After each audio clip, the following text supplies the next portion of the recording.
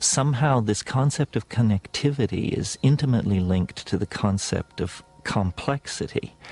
And so really what I'm saying is that the universe is getting its act together. It's connecting the dots. It's bringing everything into co-relationship with everything else. And somehow it does this through the production of consciousness. Consciousness is this integrative function in biology which takes data which may appear profoundly unrelated, and in fact brings it into some kind of a congruent relationship. We say an organism coordinates a point of view.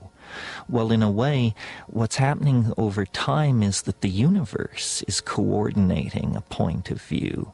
And as it does this, it becomes somehow more aware, more self-conscious, more being-like and less thing-like. You could almost say that nature abhors habit, and so it seeks the novel by producing various kinds of phenomena at every level in biology, chemistry, and society.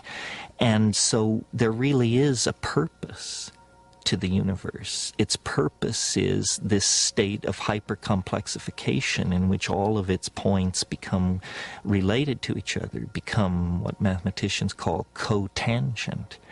And it gives the universe the feeling of being imbued with a caring presence. Well, the great watershed difference between the archaic understanding and what is called scientific materialism is the archaic mind understood, in fact perceived, that nature is conscious. Nature is alive. Nature is an organism full of intent. The goal of the archaic mind is to connect with, communicate with, and align itself to this greater Gaian holism, which is sometimes called nature, the great spirit, the realm of the ancestors. But this is what the archaic mind understood and was comfortable with. And in fact, it is true.